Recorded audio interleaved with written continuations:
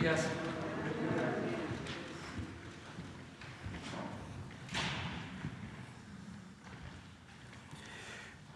Pues el día de hoy corresponde informar a la Secretaría de Salud sobre la situación de la pandemia y en general sobre la situación de salud en el país. Entonces vamos a comenzar con el doctor Jorge Alcocer, luego el doctor Hugo López-Gatell va a informar y también Marcelo Ebrard, secretario de Relaciones Exteriores. Adelante, doctor. Con su permiso, señor presidente, muy buenos días a todos ustedes. Hoy en el Pulso de la Salud, como ya informó el presidente, a 5 meses de estar en la fase 3 de la pandemia en México, seguimos buscando eficientar las acciones para disminuir los fallecimientos causados por el SARS-CoV-2. Vivimos en condiciones que no son equivalentes a lo que viven nuestros hermanos de Europa. En este mosaico epidemiológico que conocemos de nuestro país, 14 estados se mantienen desde hace varias semanas en semáforo amarillo, 1 en verde y 17 en el semáforo naranja, como ustedes saben. El gobierno apoya en estos días a 4 estados en que el comportamiento de la epidemia requiere un operativo de ayuda, de ajuste, como es el caso de Chihuahua.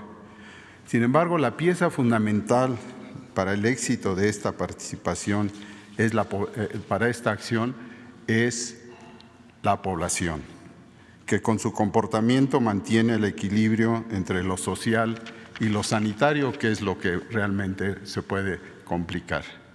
Sigamos, por lo tanto, este es un mensaje en general y de agradecimiento a la población, con las importantes medidas de prevención, del autocuidado, del distanciamiento físico, todo lo que hemos aprendido en estos meses y que desde luego son para que todos lo sigamos. Y son, desde el punto de vista de lo que sucede en nuestro país, el sostén de nuestro futuro.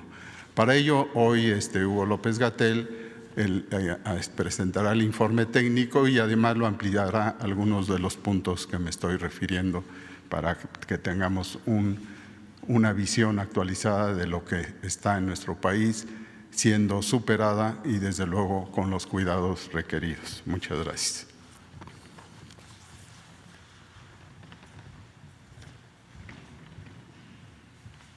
Su permiso, presidente. Presidente, muy buenos días. Secretario, canciller, muy buenos días tengan todas y todos ustedes. Como ya es costumbre, los martes presentamos una versión comentada del informe técnico que presentamos los lunes por la tarde y vamos destacando el momento que vivimos en términos del acontecer epidémico y cuáles son algunas de las situaciones de especial interés.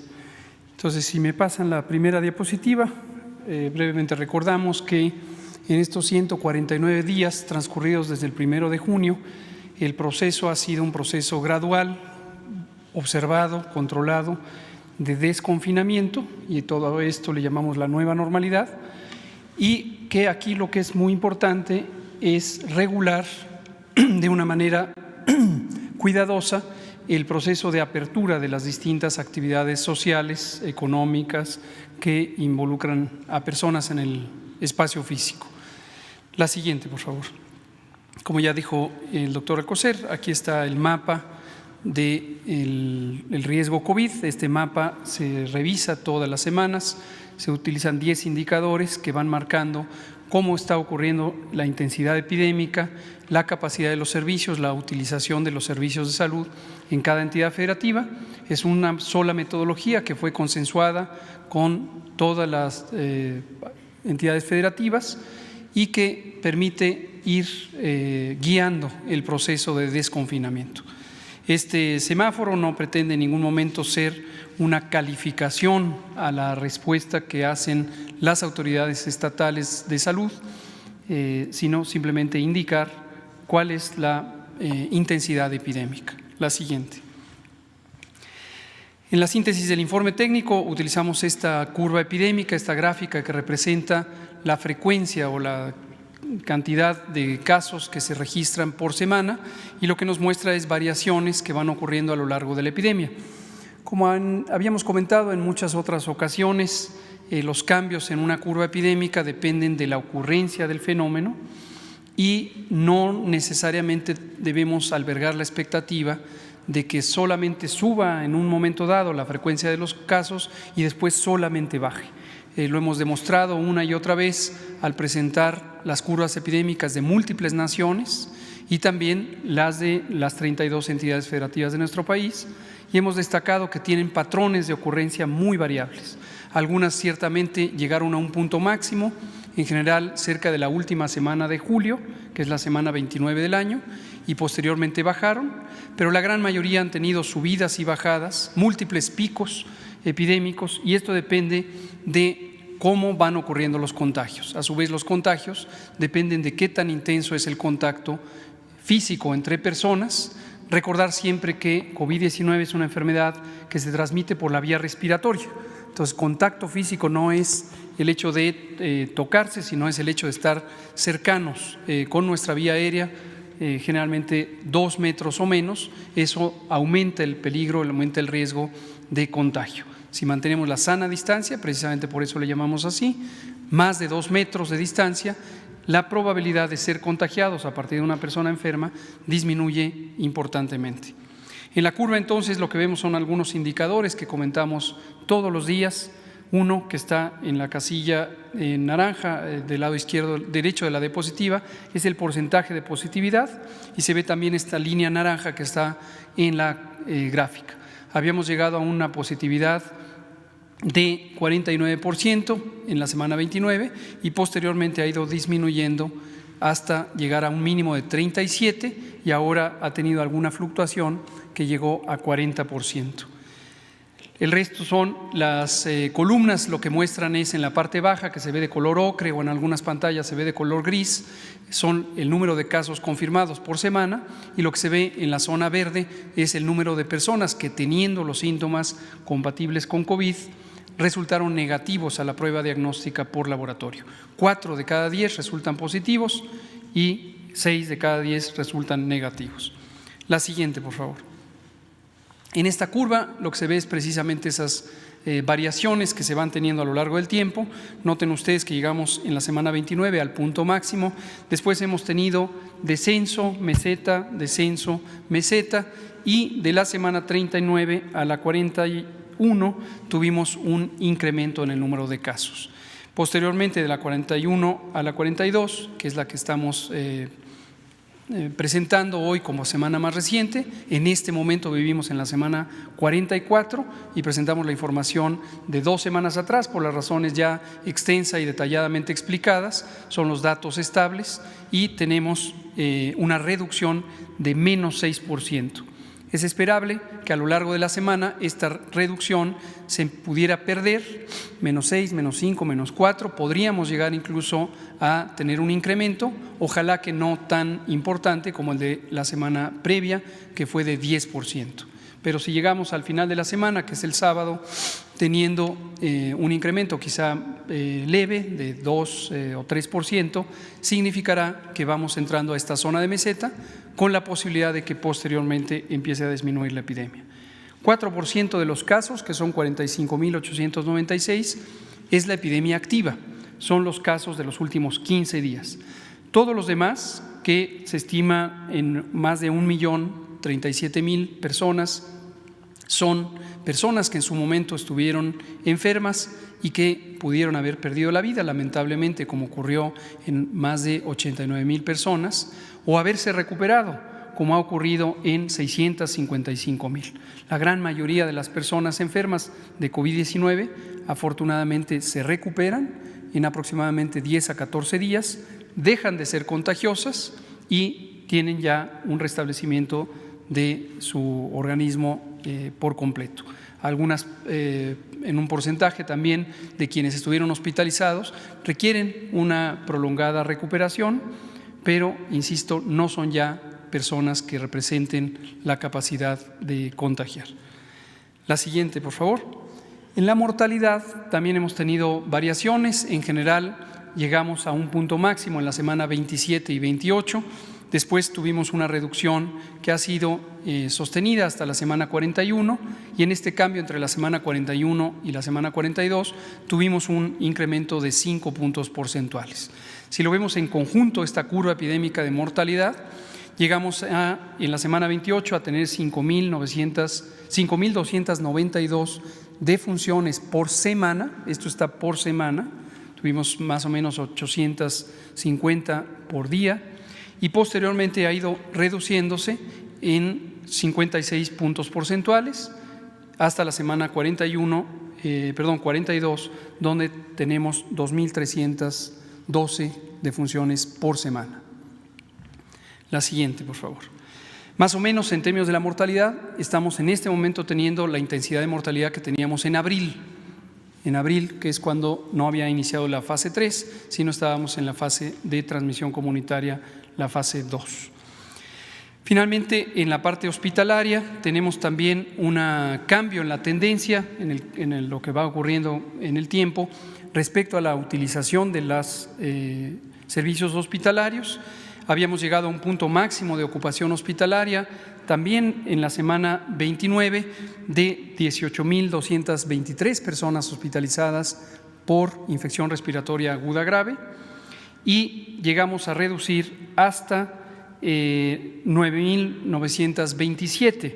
Eso ocurrió en la semana 39, una reducción de 46%. Casi la mitad de las camas hospitalarias a nivel nacional fueron desocupadas en la medida en que las personas se dieron de alta.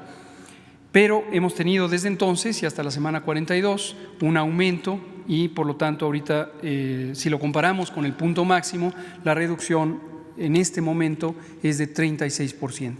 Esto es muy variable, como lo hemos presentado también en algunas semanas a detalle. Si lo vemos estado por estado, tenemos todavía la mayoría de los estados, 20 estados, que tienen curvas epidémicas en descenso, y hay 8 estados que pueden tener un cambio hacia arriba. Hemos destacado la región centro-norte del país, específicamente Chihuahua, Coahuila, Nuevo León, Zacatecas y Durango, más el estado de Querétaro, que tienen tendencias de aumento. Y de ellas, solamente en el caso de Chihuahua, tenemos un aumento de la mortalidad. Afortunadamente, en las otras entidades federativas no está aumentando la mortalidad. En respuesta a las necesidades de Chihuahua, como lo anunció el presidente el viernes 23 de marzo, y a petición del gobierno del estado, brindamos la ayuda que da el gobierno federal a cualquiera de las entidades federativas que así lo requiera. Así se ha hecho en todo. ¿Vale? Estoy a punto de decirlo, con mucho gusto lo digo. La ayuda consistió en que el propio viernes 23 tuvimos una reunión de trabajo por videoconferencia con el secretario de Salud del Estado, el licenciado Eduardo Fernández, con su subsecretaria de Salud Pública, la doctora Mirna Beltrán, y conjuntamente con ella y él identificamos cuáles son las necesidades del Estado. Había necesidades específicas en personal médico y paramédico, y se identificó la necesidad de 75 personas, que incluye médicos, enfermeras, médicos especialistas e inhaloterapeutas. El INSABI, el Instituto de Salud para el Bienestar, que coordina toda esta capacidad de apoyo y respuesta y que ha estado haciendo los reclutamientos y contrataciones de personal. Recuerden que a nivel nacional hemos reclutado a 50,000 trabajadores de la salud, más de 22,000 de ellos son personal médico, y de este personal destinamos 75 personas, 50 ya se han ido para allá, 25 están próximas a encaminarse. También tenemos algunos hospitales móviles y los destacamos. Ayer por la noche estaban en tránsito por tierra y seguramente hoy en la mañana ha llegado ya el hospital móvil. Es un hospital móvil completamente equipado que permite tener 20 camas de hospitalización con ventilador, es decir, camas para cuidados intensivos. Por cierto, el agradecimiento siempre a la eficaz y eficiente respuesta del Ejército. Gracias al Ejército pudimos trasladar esta unidad en menos de 48 horas. No es fácil trasladar la unidad implica el desplazamiento de más de 50 toneladas de equipo que se trasladan en múltiples cajas, son cerca de 180 cajas especiales que traen todo el equipo, y lo trasladamos ya a Chihuahua. En el curso de la semana estaremos trasladando un segundo hospital móvil, también con otras 20 camas adicionales, también para cuidados intensivos, y se estarán destacando muy probablemente en Juárez y otra cerca de Juárez, según las necesidades que vaya identificando el Estado. Por su parte, el Instituto Mexicano del Seguro Social emprendió también una labor de reconversión adicional. Había algunas camas que todavía podían ser consideradas de reuso. Reuso nos referimos no a que se utilice cosas que no sirven, sino al contrario, a poner a disposición de la atención COVID camas adicionales, y más de 176 camas fueron acondicionadas para tener ocupación COVID. Ahí el INSABI también le pasó al Instituto Mexicano del Seguro Social 52 ventiladores. Estos ventiladores, por cierto, son los que desarrolló México, con capacidades mexicanas, con el liderazgo del CONACYT, el famoso ventilador Ejecatl 4T y el modelo GATSI, que se usa principalmente para uso pediátrico, y son precisamente estos ventiladores los que hoy estamos utilizando aquí. Otros elementos muy importantes, pero no menores, incluyen el tema de los insumos que pudieran estarse necesitando a lo largo del tiempo. Contratos también. INSABI facilitó contratos a personal que estaba ya destacado en Chihuahua y que en su momento el Estado identificó como necesaria su continuidad. Pensamos que la respuesta ha sido positiva en términos de la coordinación, como ha ocurrido, insisto, en las 32 entidades federativas. Para el Gobierno de México no hay distinción alguna entre entidades federativas respecto a las acciones del Gobierno. Toda la población debe ser protegida, y en este tema, en el tema de la salud, hemos tenido magnífica coordinación con los 32 mandatarios y mandatarias de las entidades federativas. Y quisiera comentar un último elemento que es importante también para las 32 entidades federativas, y esto fue abordado la semana pasada, el miércoles 21 de octubre, en el seno del Consejo Nacional de Salud. No confundir el Consejo Nacional de Salud con el Consejo de Salubridad General. Ambos organismos los preside el secretario de Salud, pero el Consejo Nacional de Salud no es una autoridad sanitaria, es un órgano de coordinación con las entidades federativas y las 6 instituciones del sector salud. En el seno de este consejo participan las y los secretarios de salud de los estados y los titulares de las instituciones federales que son parte del Sistema Nacional de Salud. Tuvimos una conversación, como siempre, muy productiva, de carácter técnico, en donde entramos a algunos detalles sobre 2 guías. Si me pasan la siguiente, por favor. 2 guías técnicas que desarrollamos hace casi 3 meses y 2,5 meses, que han sido publicadas en el sitio coronavirus.gov.mx, que han sido comentadas en las conferencias de prensa vespertinas, y son las que se muestran del lado izquierdo de la diapositiva. La primera es la estrategia de promoción de la salud y en el contexto de atención primaria de la salud. Y la segunda es la guía de continuidad de operaciones para la atención médica durante COVID-19. Son 2 guías que se complementan una a la otra con 2 enfoques. La primera es la acción comunitaria, la acción de campo, como le llamamos en la jerga técnica de la salud pública, y se refiere a una serie de acciones organizadas con el propósito de detectar lo más tempranamente personas en riesgo, primero, y después también personas enfermas, con el propósito de atenderlas oportunamente, de interrumpir las cadenas de transmisión del virus SARS-CoV-2 y también de orientar para el tratamiento, el monitoreo y el tratamiento oportuno de las personas desde la comunidad. Esto es extremadamente importante porque lo que permite es tener un efecto reductor del peligro de muerte. Como hemos destacado, lo más importante es, además de interrumpir la transmisión o suspender la eficiencia o reducir la eficiencia de la transmisión, también lograr que las personas enfermas lleguen lo más oportunamente a los hospitales. Tenemos en este momento un análisis detallado al que nos ha ayudado también CONACYT, y se lo agradecemos como siempre a la doctora Álvarez Builla y a su equipo y a las instituciones públicas de educación superior, un análisis muy interesante sobre municipio por municipio cuáles son los tiempos que se transcurren entre que la persona presenta síntomas y la persona llega a la atención médica. Tenemos importante variabilidad a nivel nacional, con un promedio de 4.5 días entre el inicio de los síntomas y la atención. En algunas entidades hay menos de un día en este intervalo, pero en otras hay hasta 9 días. Y esto es importante, y esto es un mensaje para la población, recordar que si usted en este momento de la pandemia de COVID tiene fiebre, tos, dolor de cabeza, dolor de garganta y los otros síntomas accesorios de COVID, fatiga, dolor muscular, puede tener diarrea, pérdida del olfato, pérdida del gusto, pero además es una persona que tiene 60 o más años de edad, o bien tiene diabetes, hipertensión, es una persona fumadora, padece tabaquismo o tiene alguna enfermedad crónica, cáncer, utiliza medicamentos que deprimen el sistema inmune, vive con VIH, no se espere, por favor. Si usted tiene alguna de estas características, los síntomas de COVID y estas condiciones que le llamamos condiciones de riesgo, usted tiene una probabilidad mayor de complicarse por COVID. El COVID leve se resuelve espontáneamente en 10 a 14 días. La forma grave de COVID es la misma enfermedad, simplemente que se presenta en forma grave en personas que tienen estas condiciones de riesgo, puede ser una enfermedad letal.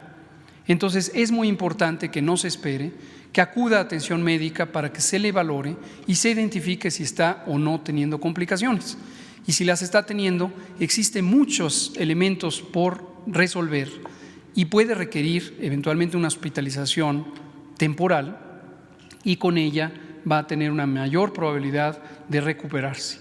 Mientras que si se espera, el desgaste orgánico que produce la falta de oxígeno, que usted no va a notar durante varios días, podría llegar a un punto de no reversa, un punto en donde no se puede hacer algo porque el daño orgánico es extenso.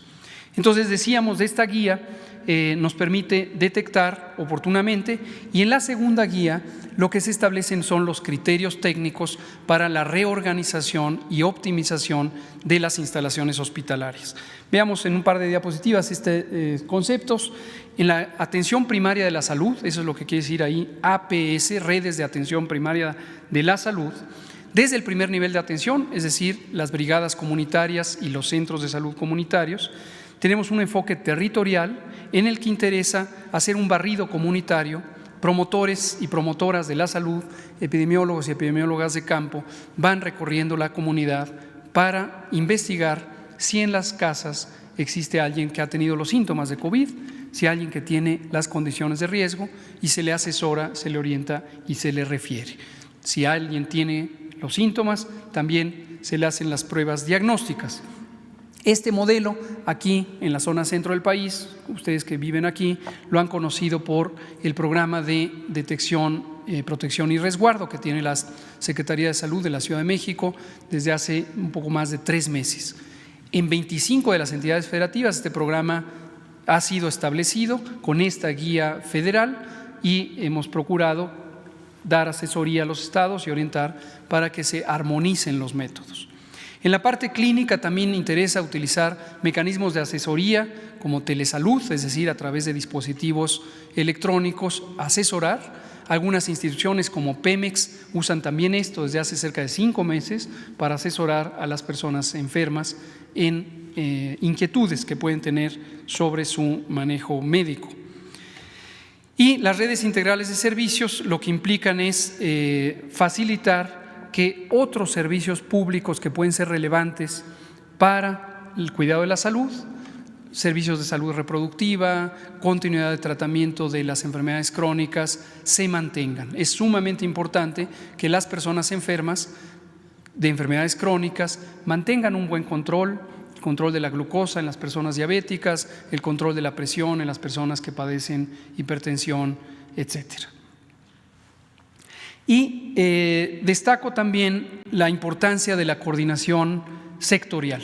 El secretario de Salud mantiene a las distintas instituciones del sector salud coordinadas y nos reunimos todos los lunes en el gabinete del secretario y se van viendo los pendientes que resultan de esto. Y de aquí resulta también la capacidad de tener intercambio de servicios. Hay un convenio nacional que se firmó desde abril entre las entidades federativas y las instituciones de seguridad social con la Secretaría de Salud. Y esto es lo que ha permitido que, si en un momento dado en una ciudad se llega a saturar un hospital, por ejemplo, el hospital civil, el hospital general de la localidad, y ya no tiene capacidad para atender, el Instituto Mexicano del Seguro Social puede recibir a las personas que padezcan COVID, o el ISSSTE, o Pemex, cualquiera de las instituciones, para responder a la emergencia. Eso desde abril lo tenemos, pero hemos ahora refrendado este asunto. Y en la siguiente diapositiva solo destaco los centros reguladores de urgencias médicas, CRUM, que aparecen ahí en la lista.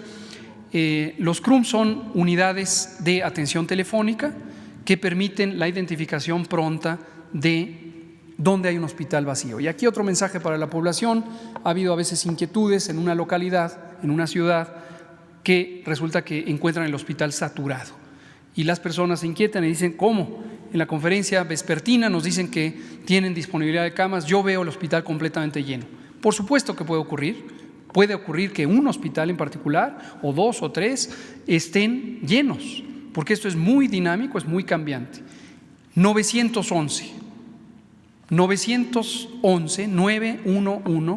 es el número universal de atención de emergencias en el país.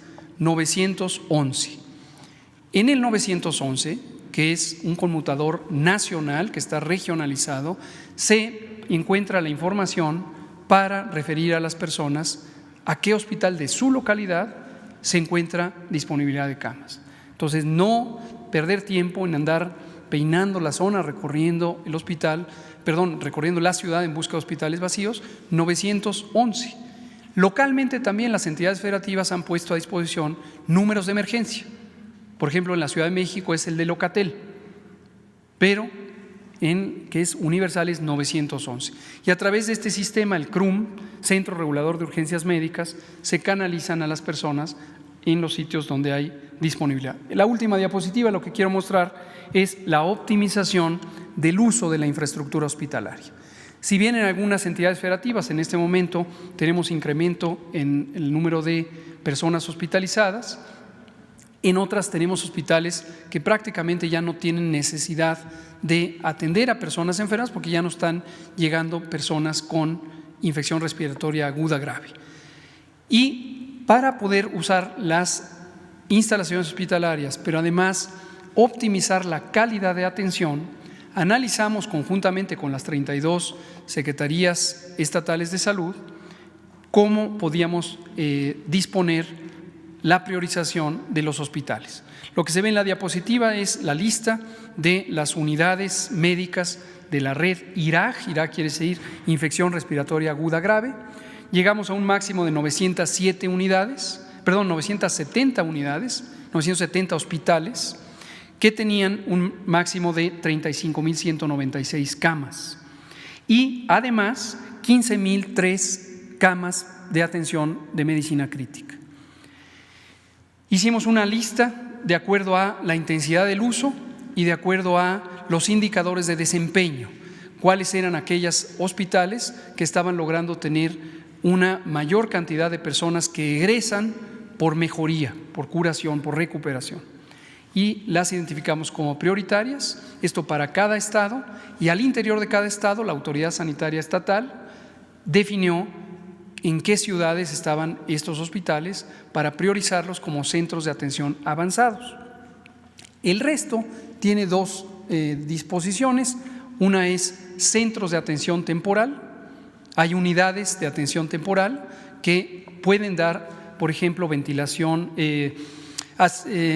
Suplementación de oxígeno no invasiva, es decir, no intubación, sino puntas nasales, mascarilla, hidratación, anticoagulación, otros cuidados médicos que, insisto, cuanto más temprano sean, más útiles van a ser.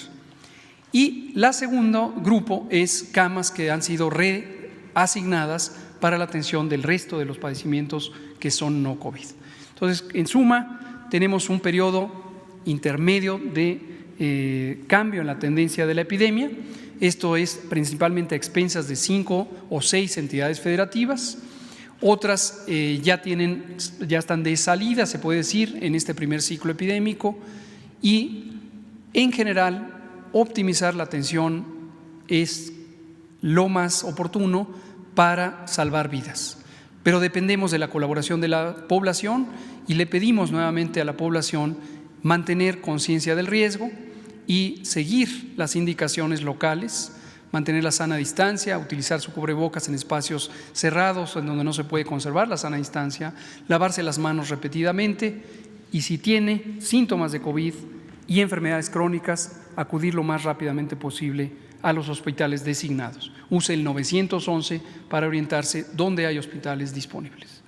Muchas gracias.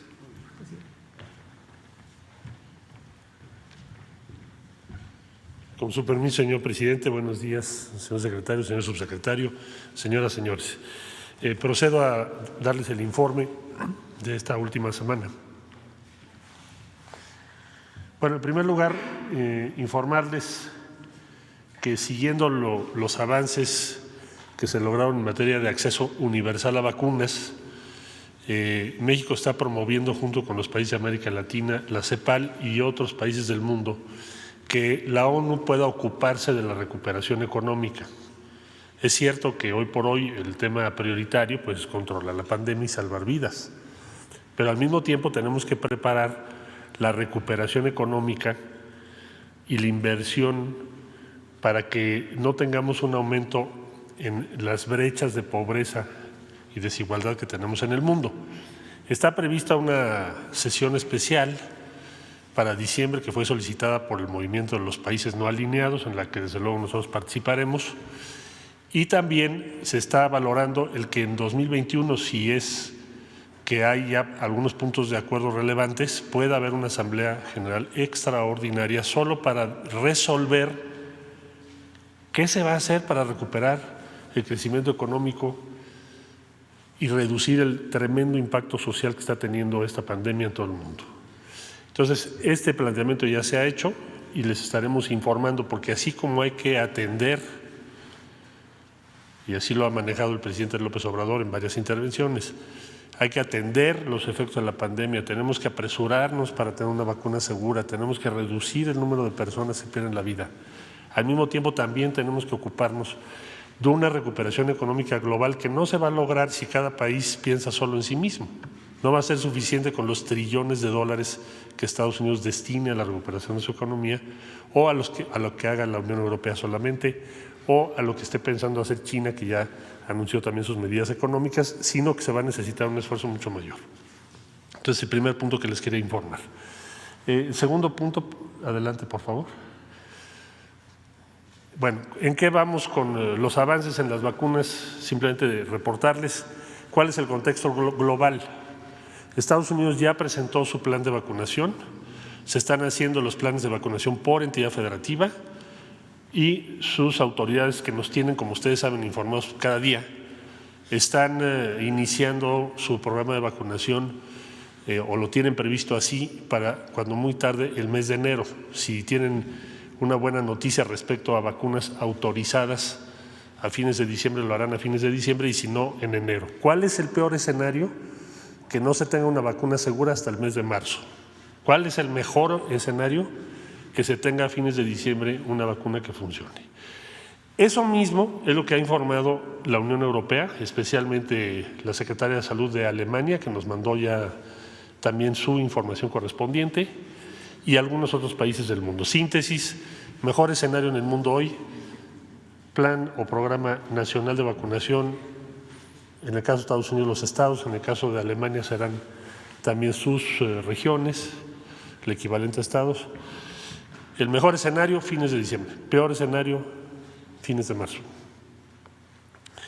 ¿En dónde estamos entonces y por qué la gran inversión global y por qué están preparando todo esto, además de lo que es obvio?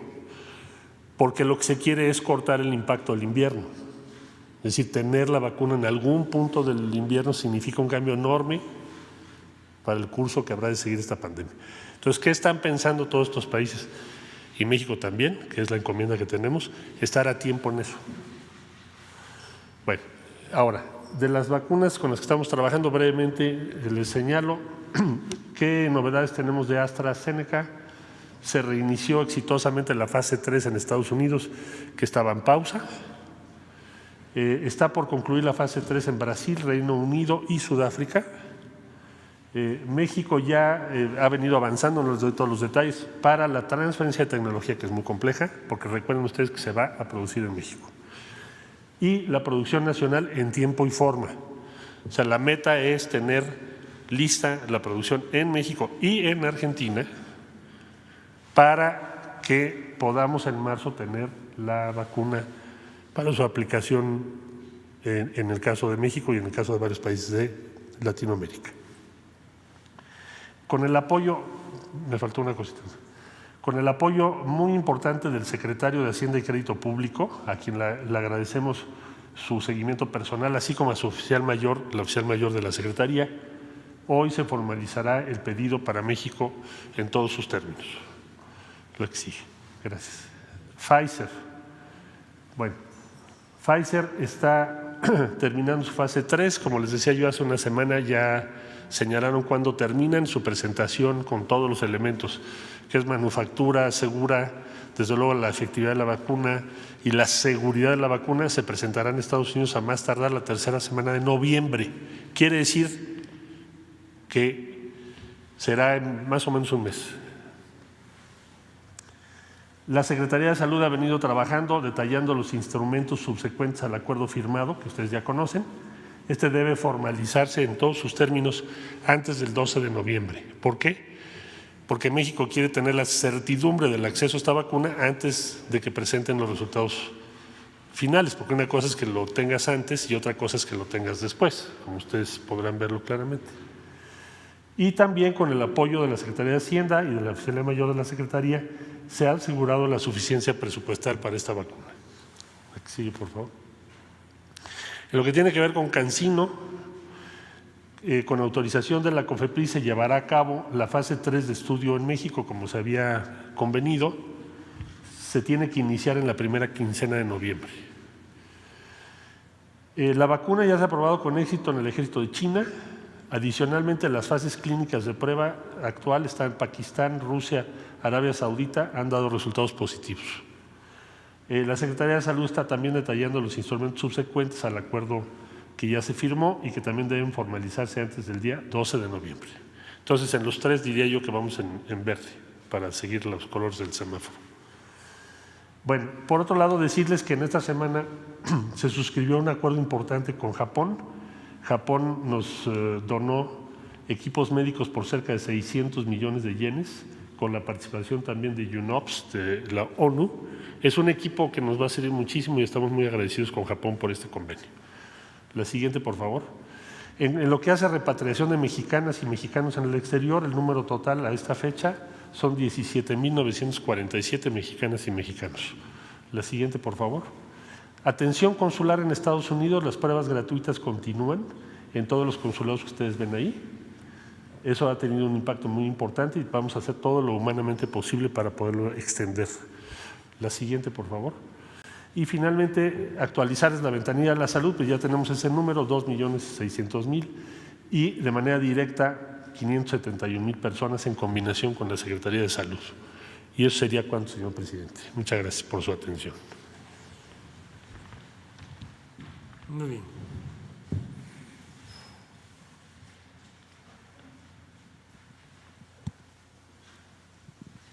Gracias, buenos días, presidente. Serían unas preguntas para el doctor Gatell y luego, si me permite, también para usted. Preguntarle, doctor, vemos hoy una ola de rebrote en Europa. México, sabemos, llegó después a estos contagios. ¿Qué lección podría dejar lo que está pasando en Europa, tanto para autoridades como para la población, para no ver pues estas escenas otra vez de reconfinamiento, toques de queda, en fin? Muchas gracias. Su pregunta nos parece sumamente importante. Lo destacamos el viernes 23, Día de la Médica y el Médico, pero lo vamos a seguir destacando. Una de las lecciones útiles para México precisamente tiene que ver con eso, la modalidad con la que el gobierno involucra a su pueblo, a su ciudadanía. En muchos países, es el caso de lo que está ocurriendo ahora en Europa Occidental, parcialmente ocurrió en algunos países de Europa, sobre todo los que tuvieron la mayor intensidad epidémica, acudieron a un recurso de coerción. Establecieron acciones quizá administrativas, mayormente en Europa, para restringir la movilidad de las personas. Decretaron suspensiones de servicios, incluso con el uso de la fuerza pública, con la policía, por ejemplo, local, persuadían a las personas o le obligaban a las personas a no deambular en el espacio público. En otras regiones, en América, por ejemplo, múltiples países de la región han acudido a versiones incluso más extremas, el uso de las fuerzas militares, por ejemplo, pero en general con una visión de que se tiene que forzar a los ciudadanas y ciudadanos a no deambular en el espacio público.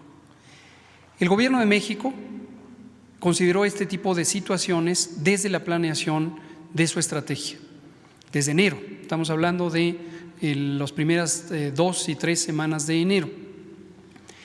Y considerando la historia de México, la realidad social y económica de México, la historia reciente, y hemos dicho abiertamente y enfáticamente, la muy lamentable historia de abuso de la fuerza pública, del uso de la fuerza pública en México en décadas recientes, violaciones de los derechos humanos, consideramos que era sumamente inconveniente y además peligroso el tener un abordaje restrictivo, coercitivo del control epidémico. Y tomamos el cuidado de diseñar una estrategia de mitigación, es decir, la Jornada Nacional de Sana Distancia, una estrategia de reducción de la movilidad de los contactos entre personas en el espacio público, que no tomara como sujeto al individuo. Parece un elemento técnico a veces poco claro, pero lo hemos intentado destacar. Hay una gran diferencia entre responsabilizar a las personas del control epidémico y vincular a las personas a ser parte de la solución. Cuando se opta por la coerción, el gobierno en cierta manera se distancia de su ciudadanía, se distancia de su pueblo y le impone restricciones sin que haya mayor diálogo, mayor involucramiento, porque lo que le está diciendo es: te vas a tu casa o te vas a la cárcel, como ha ocurrido en algunos lugares. En nuestro caso fue distinto. En nuestro caso, lo que dijimos, por esas consideraciones, tenemos un país con enorme desigualdad económica, tenemos la mitad de la población viviendo en condiciones de pobreza, viviendo al día, y también enorme desigualdad en otros sentidos. Y lo que ya dije, la historia reciente de abuso del poder público. Entonces, el sujeto de la acción de control, de mitigación, para nosotros ha sido las situaciones que hacen que las personas salgan de su casa y se congreguen en el espacio público. Y hay 3 razones fundamentales por las que las personas salimos de casa. Puede haber otras, pero las 3 mayores son: salimos de casa para ir al trabajo, salimos de casa para ir a estudiar, o salimos de casa para distintas actividades sociales, recreativas, culturales, espirituales, etc. Y si se fijan ustedes, la disposición del Gobierno de México en las medidas de control sanitario, de seguridad sanitaria, van encaminadas a eso, a suspender temporalmente el sistema educativo nacional, a suspender temporalmente todos los trabajos no esenciales y a suspender temporalmente actividades sociales, pero no obligando al individuo. o obligando a la comunidad, o obligando al pueblo, sino quitando la situación administrativa que hace que las personas vayan al lugar y persuadiendo amablemente, con información, con comunicación, recomendando a las personas mantener conciencia del riesgo.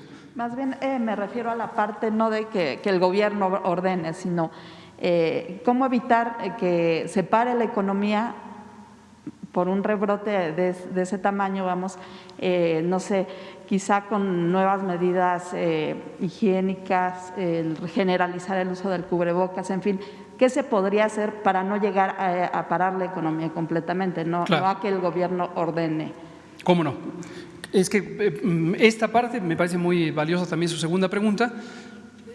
En la medida en que el gobierno ordena o que el gobierno invita, persuade, convence, son dos modalidades muy distintas. Nos interesa destacarlo porque esto para nosotros ha sido una situación muy particular. Conocemos, porque es pública, las modalidades de la respuesta de otros gobiernos, de otros países, y somos de los pocos, si no es que el único, que tiene esta modalidad. Respecto a lo que usted dice de las medidas, ¿qué otras medidas? ¿Qué se puede hacer? Hay que tener conciencia de que hasta que no tengamos vacunas seguras y eficaces y hasta que no tengamos la aplicación de las vacunas, en este mundo entero no tenemos un instrumento de prevención directa, de prevención específica. Incluso hay que tener en cuenta que el proceso de las vacunas, de identificación de sus capacidades, podría resultar en una vacuna que no fuera de alta eficacia. Esto también lo hemos comentado y es una realidad que hay que tener claros. Es muy importante tener vacunas, ya lo destacaba ahorita el canciller, la importancia de tenerlas y tenerlas oportunamente. Pero los distintos candidatos a vacuna podrían tener altas eficacias, es decir, que reduzcan una proporción muy grande de los contagios, o no ser tan eficaces. En las vacunas tenemos ejemplos de ello. La vacuna contra el sarampión, por ejemplo, tiene una eficacia superior al 95%. Esto quiere decir, se reduce 95% la probabilidad de contagio.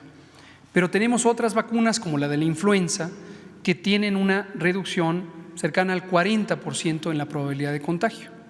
Entonces, de este segundo ejemplo, la de la influenza, por eso se usa selectivamente, porque su mayor utilidad es reducir el riesgo de complicaciones, no reducir la transmisión. Pero bueno, esa va a ser la vacuna. Desde luego es deseable tener vacuna, claro, en la medida que sea segura y eficaz. El cubrebocas, hemos dicho múltiples ocasiones, en la narrativa pública, en la conversación pública, se ha sobreestimado. Y reitero, para que no haya inquietud, sé que esto ha causado inquietud social, no estamos diciendo que no lo recomendemos.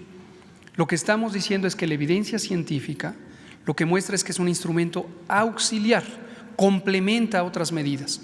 Ese es el posicionamiento técnico de la Organización Mundial de la Salud, de los Centros de Control de Enfermedades de Estados Unidos, de los de Europa y también del Gobierno de México. ¿A qué ayuda el cubrebocas? A disminuir la probabilidad de que los virus salgan de la vía respiratoria de una persona enferma. El cubrebocas no tiene una utilidad importante para protegernos a nosotros mismos. El cubrebocas que están usando varios de ustedes está ayudando a que no contagien a alguien más en caso de que ustedes estén enfermas. Pero hay que estar muy consciente de que no nos ayuda como barrera protectora en lo individual. Hemos recomendado, lo seguimos recomendando, el uso de cubrebocas. En la medida en que más cantidad de personas lo utilicen, menor será la probabilidad de que haya contagios. Pero no vamos a ejercer una acción coercitiva que lleve a que se sancione con multas o con detenciones a personas que no usen cubrebocas, por las razones ya comentadas. ¿Y cuándo se presentaría, doctor, el plan de vacunación para el COVID una vez que llegue la vacuna? Claro, al igual que Europa, que ya comentaba el canciller, y Estados Unidos, México también ya tiene su plan de vacunación. Por instrucciones del presidente al secretario de Salud y se estableció un grupo técnico científico que coordina toda la política nacional de vacunación contra el COVID. En este grupo científico integramos los esfuerzos en todo el espectro, desde la adquisición de las vacunas, las condiciones deseables de compra de esas vacunas, sustentadas científica y técnicamente, esos son los criterios. de acuerdo a las calidades técnicas que tienen las vacunas, tecnológicas incluso, a los márgenes de seguridad esperados de acuerdo a la información hasta ahora disponible, que son los ensayos clínicos de fase 1 y 2. Todavía no hay resultados de ninguna vacuna sobre el ensayo fase 3, que necesariamente tienen que estudiar a decenas de miles de personas para cada uno de los productos. Tenemos en ese grupo 3 componentes. Uno es un grupo científico, en donde, auxiliados por la autoridad científica que es el CONACYT, se han hecho evaluaciones muy expeditas de las vacunas para ver precisamente estas calidades y estas potenciales de ser útiles. Luego tenemos un grupo asesor, este ya lo habíamos establecido antes para el Programa Nacional de Vacunación, pero ahora está orientado a COVID, a vacunas COVID. Este grupo es un grupo científico formado por personas de alta reconocimiento internacional que asesora sobre cuál sería la modalidad posible del programa de vacunación, cómo priorizar de acuerdo al riesgo, cómo priorizar de acuerdo a la contribución de interrumpir la transmisión, bajo el supuesto de que la vacuna tenga determinada eficacia. Insisto en este elemento, es muy importante no perder de vista lo que está ocurriendo en este momento. Es ensayos clínicos que nos van a decir cuál es la, llamémosle, potencia de las vacunas, potencia en reducir la transmisión. Si la transmisión se reduce importantemente, es una modalidad de uso. Si la transmisión se reduce poco, pero contribuye a reducir las complicaciones, es otra modalidad de uso. En este grupo científico, por cierto, participan el presidente del Grupo Asesor Estratégico de Vacunación de la Organización Mundial de la Salud. El propio presidente de ese grupo estratégico participa en nuestro grupo estratégico asesor. Es un mexicano, el doctor Alejandro Cravioto Quintana, que es ampliamente reconocido en el mundo por esto. Y este grupo ha tenido a bien diseñar un plan posible de vacunación bajo ciertos supuestos. En el momento en que se conozcan los resultados de la vacunación, de los ensayos clínicos, entonces se adaptará a lo que corresponda a los resultados. Finalmente, tenemos un grupo también formado por personas científicas que facilita el proceso para aquellas empresas farmacéuticas que tienen la intención de hacer ensayos clínicos en México. CanSino, la empresa que fue presentada, tiene intención de hacer ensayos clínicos en México. Para que esto ocurra de una manera expedita, pero sólida científicamente, hay un grupo que ha coordinado los comités de investigación de aquellos hospitales o institutos que participarían en los ensayos clínicos. Sin este comité tendríamos una descoordinación grande y perderíamos tiempo. Lo que era acostumbrado es que cada empresa farmacéutica va a un hospital, propone una investigación, pero el Comité de Ética, Investigación y Bioseguridad, que por ley y por necesidad hay en cada hospital que hace investigación, daría recomendaciones y luego otro hospital daría recomendaciones, otro hospital daría recomendaciones, se volvería muy ineficiente. Entonces, por eso establecimos un comité único que de manera muy expedita resuelve para a veces 10, 12, 15 hospitales que pudieran estar participando en esto. Pero ya lo tenemos, insisto, es un plan preliminar, no lo vamos a hacer público todavía, precisamente por su carácter preliminar, y conforme la Organización Mundial de la Salud establezca directrices más sólidas y empiece a haber información, lo haremos público, ya muy dirigido a la realidad de cuándo tendremos las vacunas en México y cómo se empezará a utilizar.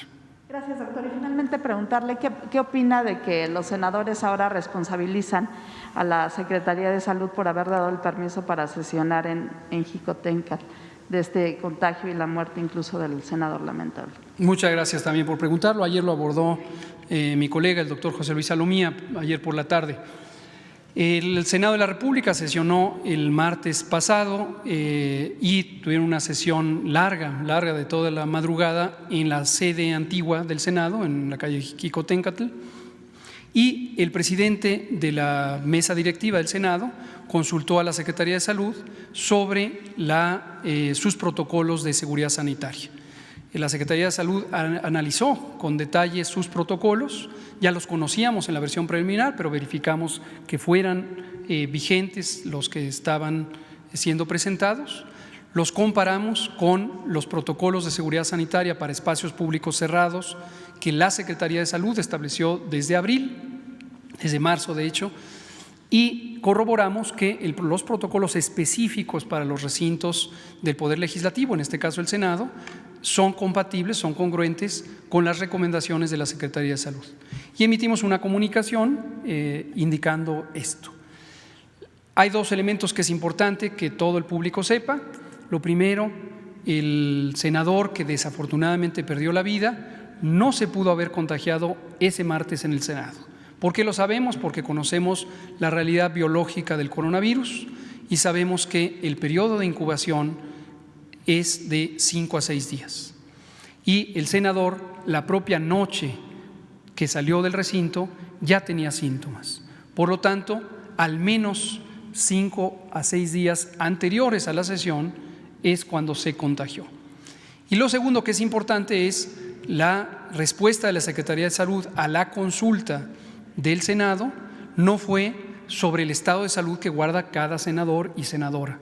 No nos corresponde a nosotros, no era para lo que se nos consultó. Lo que se consultó es si el protocolo de seguridad sanitaria era compatible con los lineamientos de seguridad sanitaria, lo que afirmamos que así ocurre. Gracias. Gracias, presidente. Preguntarle sobre esta alianza federalista de los 10 gobernadores que amenazan con dejar el pacto federal. Bueno, pues están en su derecho, nada más que no hay ninguna posibilidad de que se rompa el pacto federal. Primero porque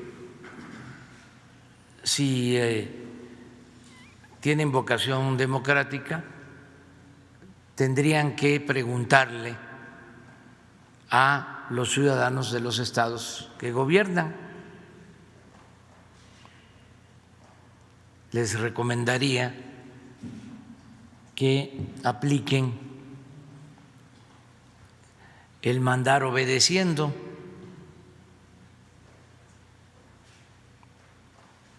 Segundo, porque sería una reforma a la Constitución que tendría que aprobarse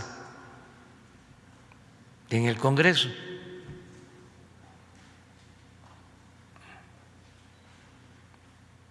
Con todo un proceso que llevaría a controversias que le correspondería a su vez resolver al Poder Judicial.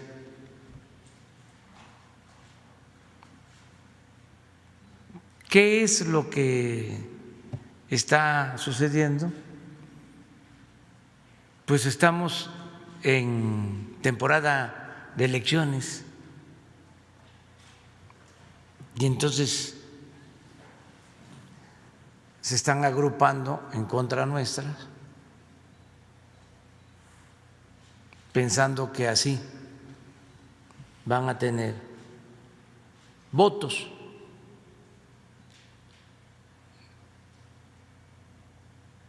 Nosotros consideramos que esto es normal, es legítimo. Respetamos esas posturas.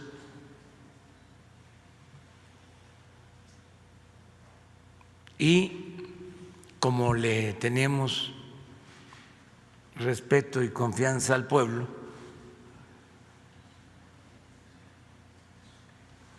sabemos que no hay ninguna preocupación, no hay nada que temer.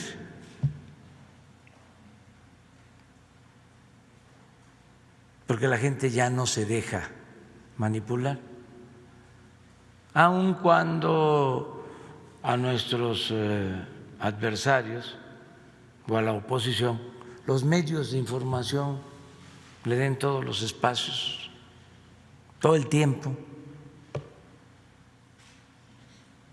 Ya la gente está muy consciente, aunque no va a gustar mi habla, ya la gente está muy avispada. Entonces eso es todo. ¿No se reuniría usted con ellos para tratar de arreglar No, las porque no hay materia. Los está atendiendo el secretario de Hacienda y yo no voy a permitir que utilicen la institución presidencial. Hay que cuidar la investidura. cosas? ¿Es un chantaje, presidente? Es una actitud propia de la temporada electoral. No sé qué estén viendo, qué estén sintiendo, qué les estará pasando, y andan muy nerviosos. Pero no solo ellos, sino el Frena 1, el Frena 2, los medios, con excepciones,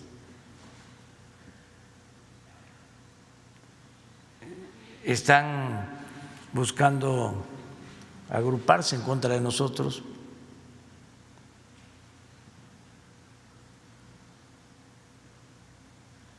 Y están desatados. Hoy sale otra entrevista en el Universal, ahora de el director editorial del Reforma, Lázaro Ríos. Lo mismo, en contra del gobierno, que se afecta la libertad de expresión. Imagínense cuándo se iba a ver que el encargado editorial del Reforma fuese entrevistado ampliamente por el Universal.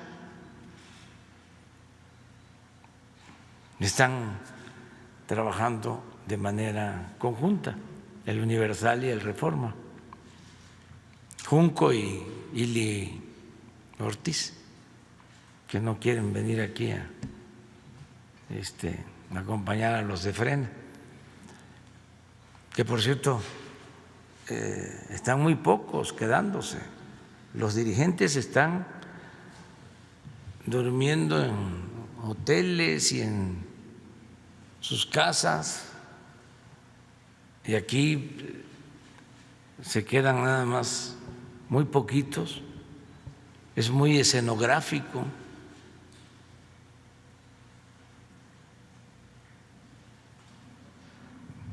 Deberían de venir a acompañarlos. Ya les voy a mandar a poner, si no una enramada, una carpa grande con hamaqueros para ponerles unas hamacas a Ili, a Junco, a Claudia X González, a Krause, Aguilar Camín, etcétera, etcétera, etcétera. Ya basta, ¿no?, de simulación, porque usan a la gente. Bueno, pero Presidente, nada más quiero preguntarle por último, el tema de la Guardia Nacional ya informó que sí después de las investigaciones detectaron que sí hubo responsabilidad de elementos de la Guardia en lo de Delicias, en la muerte de esta mujer. ¿Qué información tiene usted al respecto? ¿Cuántos elementos resultaron responsables? ya se tomaron medidas ya hay detenciones de responsables.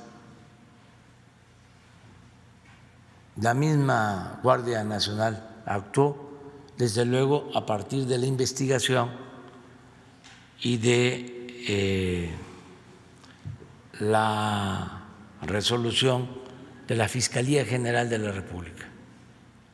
Hoy mismo van a informar. ¿Ya informaron?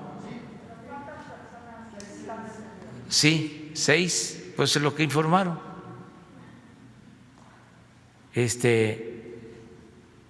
La instrucción desde el principio fue que se investigara y que se castigara a los presuntos responsables, que se actuara. Nosotros no vamos a encubrir a nadie, no hay impunidad en este gobierno. También aprovecho para comentar. Bueno.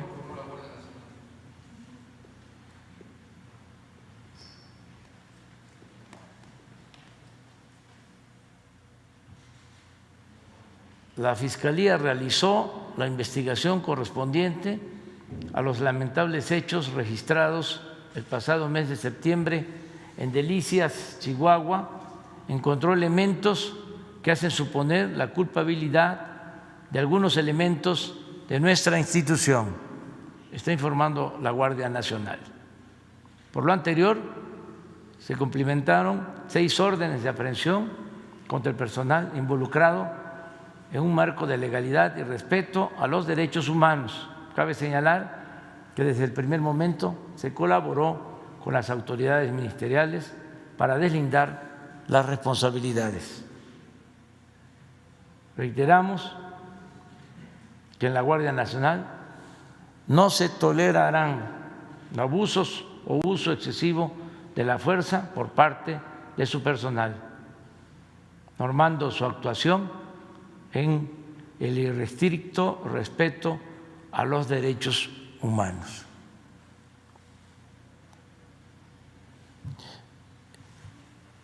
Y aprovechando también, porque se preguntó sobre el apoyo a Chihuahua, a los habitantes de Chihuahua, ante el aumento en casos de COVID, dimos instrucciones para que el sector salud del gobierno federal actuara de inmediato.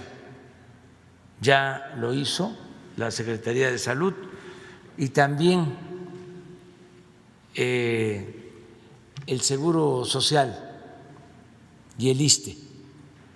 Y como aquí lo mencionó el doctor Hugo López-Gatell, se está desplazando una unidad móvil, no sé si tienen una foto de anoche de el informe que se presentó sobre el apoyo al pueblo de Chihuahua. Tenemos, como es también público y notorio, diferencias con el gobierno de Chihuahua, pero no vamos a dejar de apoyar al pueblo de Chihuahua, como a todos los mexicanos.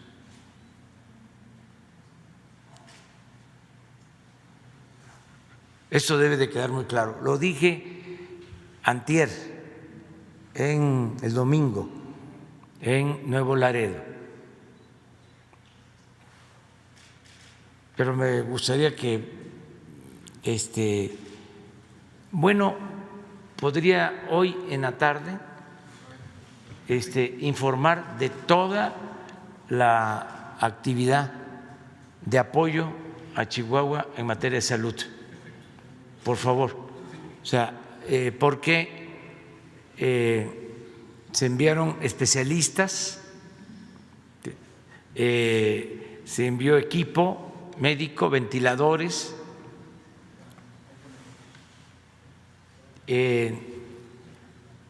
con el apoyo de la Secretaría de la Defensa. Mire, Es el hospital móvil, las cajas del hospital móvil. este es un hospital móvil, ya debe estar por llegar. ¿Mande? Todo ese material. Estuvo conmigo Zoe Robledo el sábado en Acuña y de ahí se trasladó a Juárez para reforzar los hospitales. Tenemos, a ver si ponen la tabla sobre ocupación hospitalaria en Chihuahua. La deben de tener, ayer la vimos. Está la gráfica, es esa misma. Ahí está. Es el porcentaje de camas.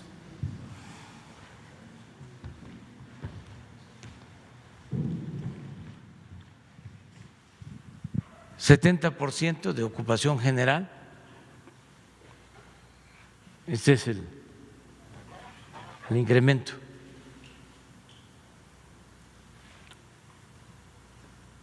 Y camas con ventilador, un poco menos, 68 de ocupación. En el caso del Seguro Social estábamos al 80%, pero con las medidas que estamos tomando se va a ampliar la capacidad hospitalaria en el caso de Chihuahua. Y así estamos trabajando en 4 estados: Durango, Nuevo León y Coahuila. Muy bien, adelante. A ver allá.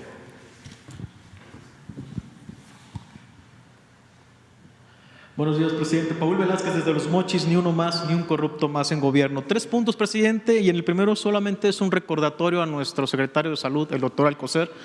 Durante todos estos meses le hemos presentado algunos temas pendientes, asignaturas pendientes en la salud pública, el plan de acompañamiento para familias con personas que tienen una persona con Down, autismo, la reforma para la donación de sangre, que sea algo más ágil y práctico, un programa de salud y rehabilitación para los adultos de tercera edad en los asilos, y nos queda, secretario, un médico residente nada más por reinstalar, el médico ecuatoriano. Ojalá sí nos pueda seguir apoyando en eso. Esos son los puntos pendientes en el primer tema. Pero en el segundo tema, presidente, le quiero hablar algo también con salud y fideicomisos. Le platico, el pasado viernes 16 de octubre a las 9 de la noche, un periodista extraído que ha tenido 3 atentados graves, acreditado aquí en la mañanera, con un daño psiquiátrico diagnosticado, que necesita un control de medicamentos fuertes, no ha encontrado el respaldo ni del Seguro Social, ISSSTE, INSABI, la Comisión Ejecutiva de Atención a Víctimas, ni la Secretaría de Gobernación lo apoya. Las vaquitas de los compañeros periodistas y algo es lo que lo mantiene al día. Pero lo interesante es que tuvo una crisis. Afortunadamente esa crisis fue frente a adultos que pudieran tomar decisiones. Aquí agradecemos al Hospital Naval, quien su servicio de emergencia, a pesar de no derechohabientes, al capitán, al doctor médico Macedo, el jefe de la guardia, la psiquiatra Ilse Moreno, lograron la estabilización del paciente, análisis clínicos, medicación, dictamen y una asesoría profesional al más estilo del mejor hospital privado de México. Todo esto emana porque la Ley de Protección de Personas Defensoras de los Derechos Humanos, publicada en el Diario Oficial de la Federación el 25 de junio del 2012, cuando era presidente Felipe Calderón Hinojosa, crearon un fideicomiso que respalda el mecanismo de protección de los defensores de derechos humanos, que está a cargo de la Subsecretaría de los Derechos Humanos, de la Secretaría de Gobernación. Mucho se ha dicho que los fideicomisos están vinculados a corrupción. Existe RCU, una empresa de un general retirado del Ejército, que al parecer está muy ligada a García Luna y a Felipe Calderón. Recibió el contrato sin límite de tiempo, para ser la única que opera el fideicomiso. Manipula el total del fideicomiso, dando un servicio pésimo, con presunto sobreprecio o robo. No dan información, pues no están sujetos a auditorías. RCU está vinculado a una banda de robo de autos. El pasado domingo 22 de marzo, en Reforma e Insurgentes, fueron por 7 patrullas y 14 elementos de la Ciudad de México fueron detenidos escoltas que están al servicio de RCU en un auto robado. El mecanismo lo sabía, pero le tienen miedo a esta empresa. Un ente del gobierno depende de lo que diga un particular. En el mecanismo existe una junta de gobierno donde existen muchos judas o corruptos. Hay un ente de la Fiscalía General de la República, Luis Jiménez. De la Guardia Nacional están Adrián Chávez y Roberto Martínez. El Consejo Consultivo, Elsa Ángeles Vera, que también son manipulados por esta empresa. Usted mucho ha dicho que lo malo no termina de morir. RCU manipula un mecanismo y tiene un alfil llamado Jorge Ruiz al interior, que hoy es el director operativo y que juega con las vidas de los defensores de los derechos humanos. También ha dicho que lo bueno no termina de nacer. Y afortunadamente, con la llegada de Enrique Irazoque, el nuevo titular, su trayectoria en la búsqueda de personas desaparecidas, en la Comisión Ejecutiva de Atención a Víctimas y en Derechos Humanos, empieza a dar una esperanza. Presidente, la petición es que se analicen los casos de los protegidos más desprotegidos, temas de salud y medicamentos. Se le retire el monopolio a RCU y que se abra el abanico de oportunidades a más empresas. Se le amplíe sobre todo la capacidad al mecanismo de operar. Muchos me han pedido que no hiciera la denuncia ante usted porque temen que usted ordene el cierre del mecanismo y los desprotegidos los protegidos supuestos queden desprotegidos. Presidente, 2 cosas. ¿Qué le dice a esa gente que hoy tenía miedo que yo hiciera esta denuncia? Y 2, ¿qué va a pasar con esos judas que están al interior de este mecanismo? Que vamos a seguir protegiendo a todos, es nuestra responsabilidad y van a seguir recibiendo apoyos quienes tenían un reconocimiento de atención a través de estos fideicomisos. La función se va a seguir realizando. Lo que queremos es terminar con la corrupción. Estos fideicomisos estaban infectados de corrupción. Había nepotismo, influyentismo, amiguismo, todas esas lacras de la política. Entonces, por eso se optó para desaparecerlos y que la Secretaría de Hacienda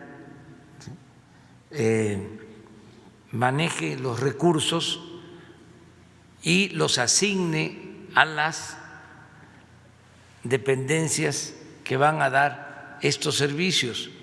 Por ejemplo, todos los fideicomisos de CONACYT, los que funcionaban en beneficio de investigadores, de científicos, pues desaparecen, pero esos investigadores, esos científicos van a seguir recibiendo los apoyos del CONACYT. Lo que no va a pasar es el que un funcionario como el que era director del CONACYT le traslada fondos, le transfiere fondos a un familiar, millones de pesos, o que el dinero del CONACYT, que es dinero del presupuesto, que es dinero de todos los mexicanos, que es un dinero que debe de utilizarse para fomentar la ciencia, la tecnología, se transfiera a empresas como subsidio a las industrias, o que se utilice ese dinero para construir elefantes blancos, cobrando 2, 3 veces más lo que cuestan esas edificaciones. Eso es lo que sucedía. Yo quiero que un día,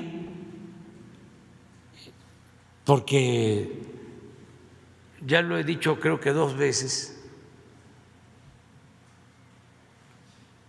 pero no sale nada en el Reforma ni en el Universal, ni en la radio ni en la televisión, o a lo mejor sí, pero como no estoy muy informado, quiero que se ponga todo el expediente, que es único en el mundo, que creo que es nota, porque en el ambiente del periodismo se dice la nota es nota, nota es nota. ¿Cómo no va a ser nota? ¿Cómo no van a difundir de que antes de terminar el gobierno de Felipe Calderón se establece un contrato para capacitar a personas, una empresa vinculada a García Luna, y que todavía durante el gobierno de Peña Nieto y hasta nuestros días querían cobrar por una capacitación que se oiga bien y que se oiga lejos. Presentaron un documento para comprobar que habían llevado a cabo una capacitación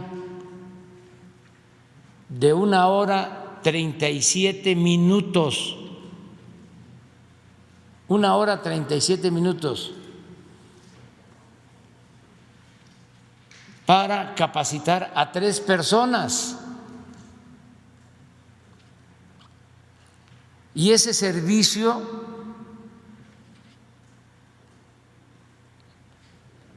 lo querían cobrar en casi $6 millones.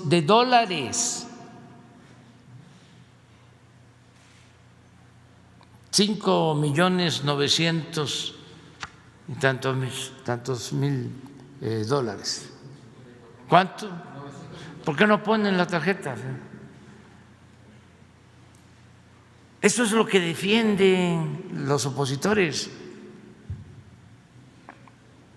Y esto es lo que calla la prensa, que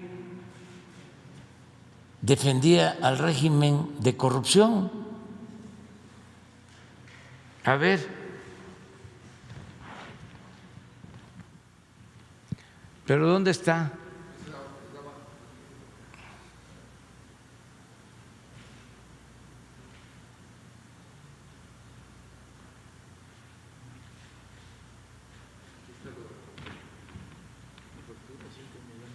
Como apoyo de la factura que se adeuda por $5.954.400, $6 millones,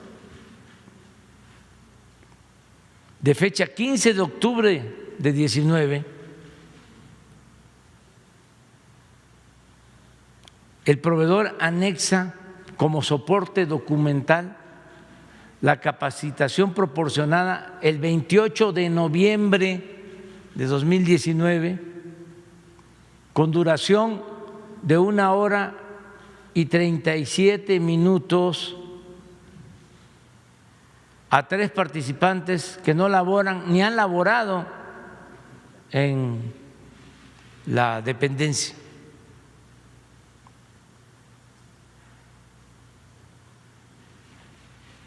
Pero vamos a buscar todos los antecedentes. Entonces, esto es lo que los tiene molestos, pero no vamos nosotros a dejar de denunciar actos de corrupción. Y esto que estás planteando, pues se va a revisar. No es dejar desamparados a quienes requieren protección por razones de seguridad. Gobernación tiene que garantizar que haya protección. Pues es lo mismo, ¿cómo no va a estar Aguilar Camín molesto y Krause? Imagínense que el gobierno les compraba cada mes toda su producción editorial. O sea, si editaban 10,000 revistas, el gobierno les compraba 9,000. Pero no solo revistas, libros, cursos de capacitación.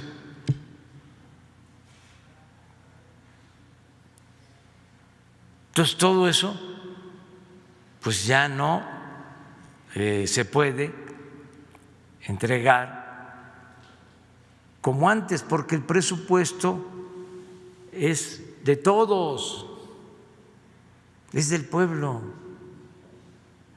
es de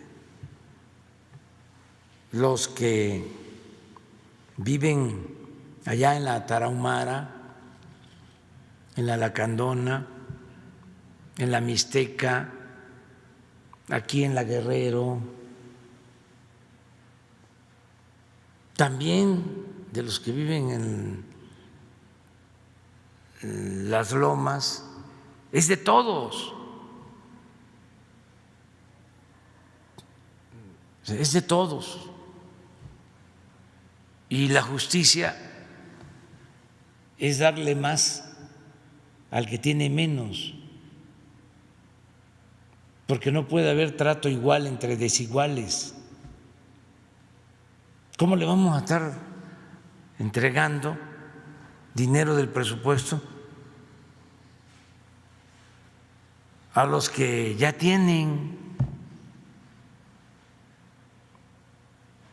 y le vamos a dar la espalda a los que lo necesitan? Y eso es robo. Eso es corrupción,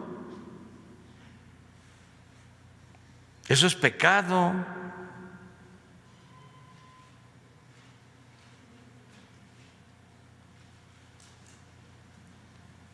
Es lo mismo que pasa, ¿no?, con los que están inconformes porque tienen que pagar impuestos, porque no pagaban, les condonaban los impuestos. Todo esto que estamos viendo, por ejemplo, ese cobro, seguramente está apoyado en una factura falsa. Había un facturero que está siendo investigado, que al mismo tiempo tenía una empresa de subcontratación, un outsourcing. ¿Saben cuántos empleados tenía formalmente? 200,000. empleados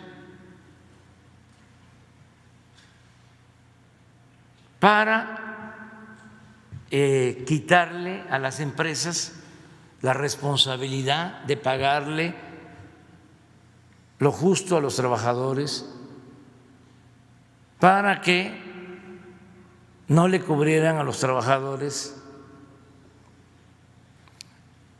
sus prestaciones, para quitarlos de la nómina en noviembre, diciembre y no darles aguinaldo y volverlos a subir a la nómina en enero, en febrero. Pues eso se va a terminar. Esas reformas que hicieron tenían como fundamento el que de esa manera se ayudaba a la empresa para que no se dedicaran a hacer trámites administrativos y podían tener un contrato con una empresa que les administrara los pagos a los trabajadores, el pago al Seguro Social, el pago al Infonavit. ¿Qué sucedió? Abusaron de esas medidas y afectan al trabajador, afectan a la hacienda pública.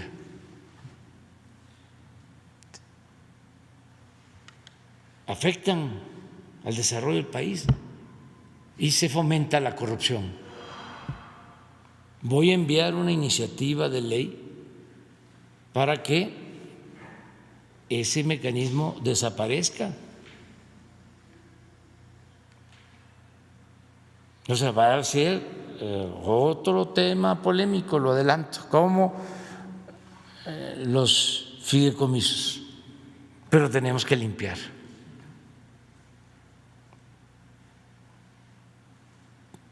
No podemos ser cómplices de corrupción, encubridores. Si un ciudadano, pero más un servidor público, sabe que una empresa de estas factureras o de outsourcing está defraudando a la hacienda pública y no lo denuncia y no hace nada, pues es un encubridor. Yo no quiero pasar a la historia como encubridor, como tapadera, como cómplice de la corrupción.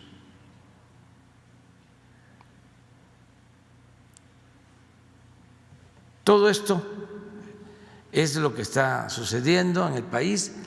Qué bueno que eso esté pasando. Nos está dando este proceder buenos resultados,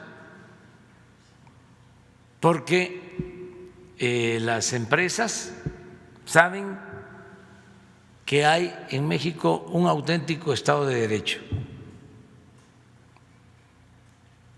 Y por eso están llegando más inversiones. Saben que ya no es un estado de chueco, un estado de cohecho, que no se permite la corrupción ni la impunidad, trátese de quien se trate.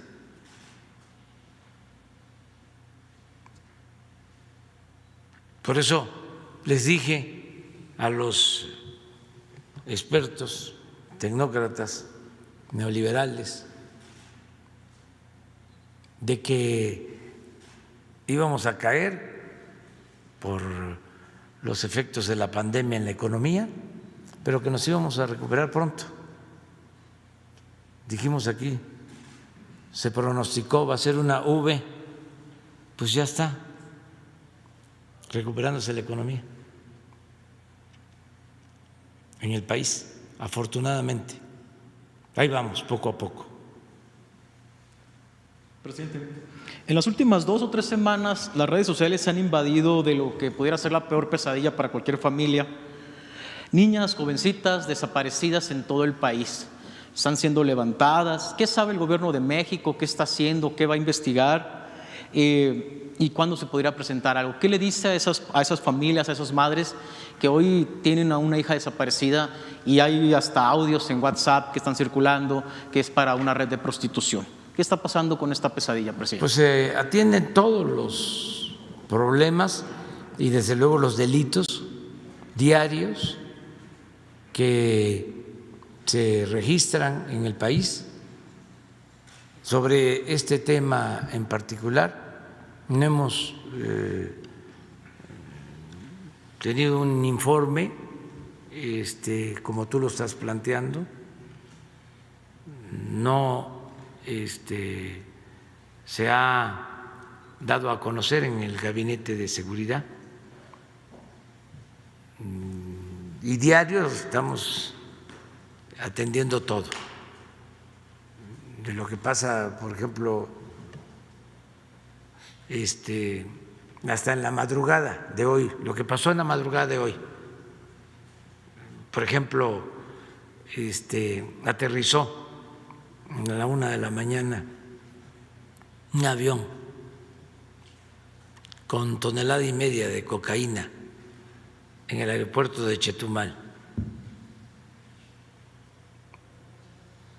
Y ya se detuvo a uno de los tripulantes, parece un extranjero. Pero de inmediato tenemos información. ¿No tienes la información? ¿De qué nacionalidad? Ah, ¿ya vieron? Es que la información ahora no se oculta, se garantiza el derecho a la información. Esta fue una labor del Ejército, de la Secretaría de la Defensa. Un seguimiento a 3 aviones que entraron al territorio nacional por Quintana Roo, salieron 2 y 1 aterrizó en el aeropuerto de Chetumal y ya se iniciaron las investigaciones porque a la 1 de la mañana en el aeropuerto de Asa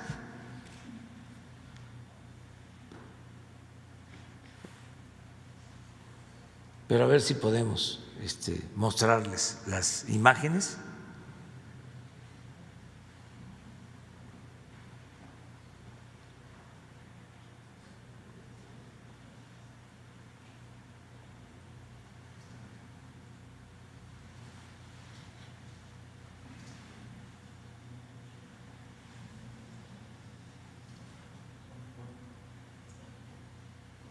¿Sí lo tienen?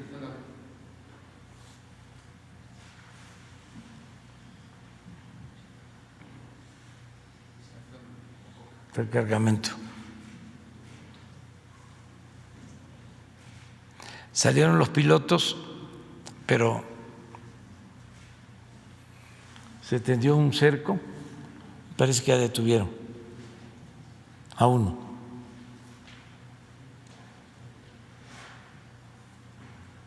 ¿Todo? Muy bien. Mañana hablamos. Mañana lo dedicamos a puras preguntas y respuestas. El fin de semana es muy importante la pregunta que me hacen.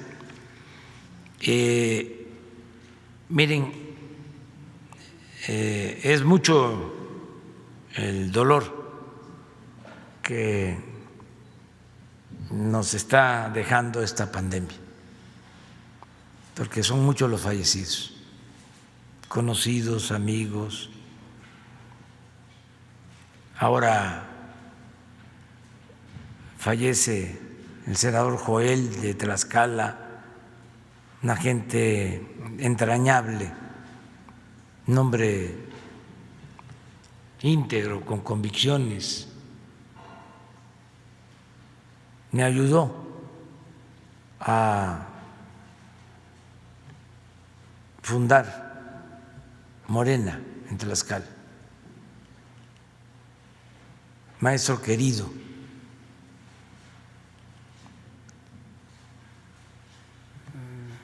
hace 10 días, César Núñez, también fundador de Morena en Guerrero, un luchador social, maestro, decía con orgullo, soy egresado de la Normal de Ayotzinapa. Entonces, muchos han perdido la vida. No es decir, casi 90,000, no es un número, son personas y hay pues mucha tristeza en familiares, amigos. Entonces voy a proponer un decreto para que dediquemos 3 días de luto nacional, con motivo también del Día de Muertos. Entonces, sábado, domingo y lunes. Y vamos a hacer una ofrenda dedicada a ellos aquí, en Palacio Nacional, para el 1 y el 2, una ofrenda. Va a ser presencial, guardada a distancia, es un homenaje, pero se va a izar a media asta la bandera.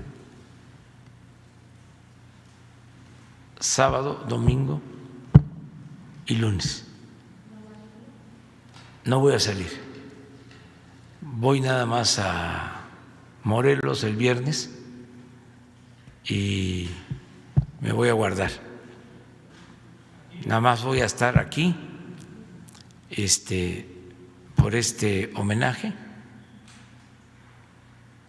el día lunes en la mañana, el día 2. Pero la ofrenda va a estar desde el día 1. No voy a salir. Vamos a que se abra con todos los cuidados sanitarios. No va a poder ser para todos. Vamos a buscar alguna representación, sobre todo familiares de los que perdieron la vida o han perdido la vida por COVID, que quieran venir a la ofrenda con un protocolo sanitario. El día 2 nada más es el homenaje y nuestro reconocimiento. Lo vamos a dar a conocer en su momento. Es posible que mañana. Bueno, nos vemos.